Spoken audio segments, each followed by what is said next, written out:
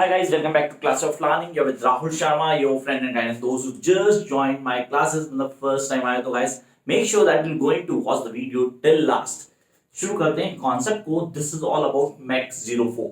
So MEC 004 को या 04 को doesn't matter, it all the same thing. So what we going to study for this particular paper is the economy of growth and development. Now why talk about economy of growth and development? तो इसको पढ़ना कैसे है and how I'm going to get least to least 70 to 80 marks in this particular paper. उसके लिए मुझे conceptually clear करना होगा कुछ basic factor जो पीछे दे गए. अब sir how I'm going to get all this, क्या इन सब की वीडियोस आप देंगे? Definitely going to get all the videos. उसके लिए चैनल को सब्सक्राइब करना, वो फ्री ऑफ कॉस्ट रहेगी. Those who want the notes they have to pay for the notes because notes are not free. तो यहां से शुरू करते हैं क्लास को. The first thing that comes in mind इस पेपर की प्रिपरेशन के लिए हमें कौन कौन से टॉपिक कर लेने. तो जैसे मैंने यहाँ पीछे कुछ टॉपिक लिखे हैं, समझ ये नहीं कि सारे टॉपिक आपने करने. You guys need to go with the selective one that I definitely upload before the examination. Make sure कि आप वीडियोस को देखते रहें. उसके लिए नोटिफिकेशन बेल को जरूर प्रेस कर देना ताकि आपको नोटिफिकेशन मिलती रहे. Come up to the first one. पहला चीज सर हमारे पास ऑलमोस्ट नहीं सिर्फ और सिर्फ ये 6 ब्लॉक्स हैं. Yes we do have the 6 blocks जिसमें पहले 3 अलग करता हूं और बाकी के 3 अलग करता हूं. मैंने कहा इन 6 ब्लॉक्स को मुझे कैसे पढ़ना है, पढ़ने की स्ट्रेटेजी क्या रहेगी और किस तरह मैक्सिमम मार्क्स ला सकता हूं. First thing always remember that we need to do the easy one first and then go for the rest. Conceptually क्या करते हैं those who are not good in mathematics really, कुछ मेरे जैसे भी होंगे मैथ्स बहुत अच्छी नहीं होगी लेकिन इकोनॉमिक्स में फिर भी अच्छे नंबर चाहिए. तो सर कैसे लेके आएंगे, how going to get that good marks. Maths अच्छी होने का मतलब ये नहीं तो आती नहीं है, आती है लेकिन सब बहुत अच्छी नहीं है. So we really want to score 60 to 70 least to least. तो स्ट्रेटेजी क्या रहेगी, स्ट्रेटेजी रहेगी बी सिलेक्टेड. तो पहली चीज दिमाग में रखने की हमें सिलेक्टिव जाना, मुझे हर चीज को नहीं करना, मुझे सिलेक्टिव टॉपिक्स पकड़ लेने जो पेपर में आने ही आने. तो ये क्लास इसीलिए कि वो टॉपिक्स मैं आपको बता दूं जो पेपर में आने ही आने and you going to do that. The first one the block number 1 that is economic growth model. Sir economic growth model में मेरे को इंट्रोडक्शन को ऑन टिप कर लेना है, घोट के भी जाना क्योंकि कंफर्म पहला क्वेश्चन आपको इंट्रोडक्शन मिलेगा. And this time that paper will have first question from the introduction of economy of growth and development. पहला यहीं से होगा. अब बात में बोलूंगी सर आपने बताया नहीं था. Come to the second one sir Harrod Domar growth model. क्या मैं इसको करूं या मैं इसको छोड़ दूं. सर इस मॉडल के अंदर कई सारी चीजें, मतलब इसकी डिटेल डिस्क्रिप्शन मिल जाए तो really that be very good for all of us. Need not to worry, आपको इसकी वीडियो मिलेगी जिसमें पूरी तरह एक एक चीज को एक्सप्लेन करके बताऊंगा. Within 2 days max to max, within 2 days आपको वीडियो मिल जाएगी इस चैनल के ऊपर. And then we will come to the next phase that is the new classical growth model. अब ये उन मॉडल्स में है जो मेरी प्रायोरिटीज रहते हैं क्योंकि पेपर में किसी ना किसी फॉर्म में आपको क्वेश्चन मिलेगा.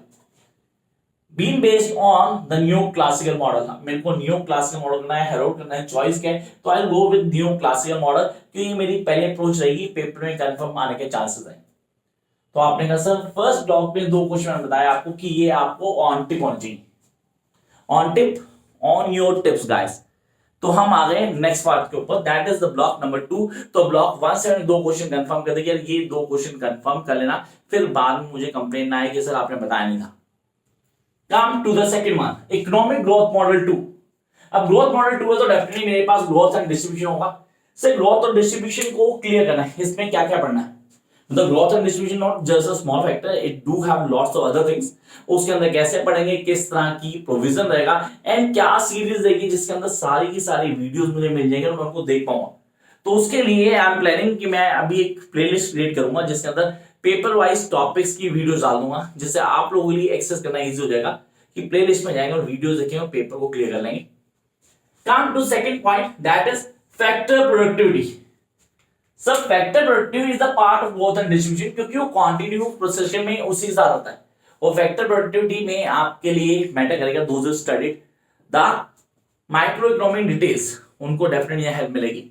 And then here we are having the technological changes. Technological changes क्या होंगे, the optimal users, the multi sector endogenous growth model. Sir इसको ऑन टिप करना, I repeat endogenous growth model confirm paper में होगा. यहां पे second block में मैंने एंडोगेनस की बात की तो एक कंफर्म पेपर मिलने वाला टॉपिक है, इसको प्लीज मत भूलना यार. And the last we are having the stylistic model, मतलब ग्रोथ मॉडल को तो सर मैं तो डेफिनेटली किसका दूंगा, बता देना, मैं एंडोजीनियस मॉडल के साथ मेरी सोच रहेगी। तो यहाँ पे इस ब्लॉक के अंदर मैं बोलूं तो मैं कौन से ग्रोथ एंड डिस्ट्रीब्यूशन और एंडोजीनियस मॉडल को मैं ऑन टिप रखूंगा। फैक्टर प्रोडक्टिविटी डेफिनेटली मैं उसको अवॉइड नहीं कर सकता। तो 3 टॉपिक मैंने पकड़ लिए from the second block. Block 1 के 2 टॉपिक मैं रिपीट नहीं कर रहा, आप लोग पीछे वीडियो जाकर देख सकते हैं। ब्लॉक सेकेंड से 3 टॉपिक लिए मैंने।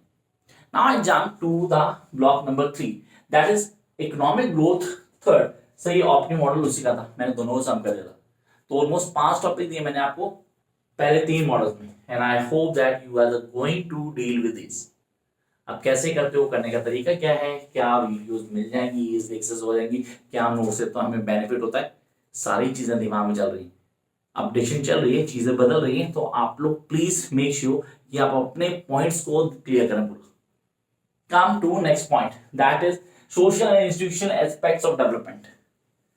पेपर के पॉइंट से सबसे इंपॉर्टेंट टॉपिक है guys, this is the most important block, या social and institutional aspects of development.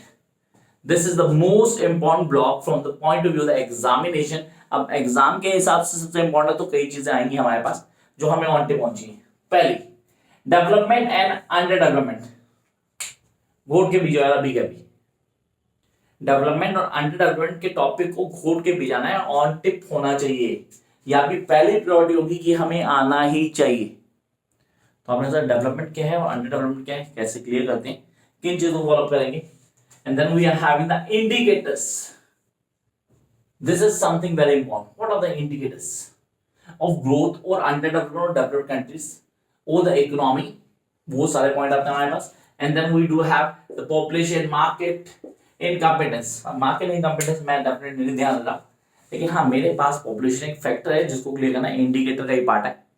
तो 2 चीजें आपने दिमाग में रखी। आपने कहा sir the first thing social institutional aspects of development, मतलब social institute it is this thing, अपने नाम से बताता है कि कौन कौन सी चीजें इसके अंदर आ रही हैं जो हमें फॉलो करके प्लान लेके आनी।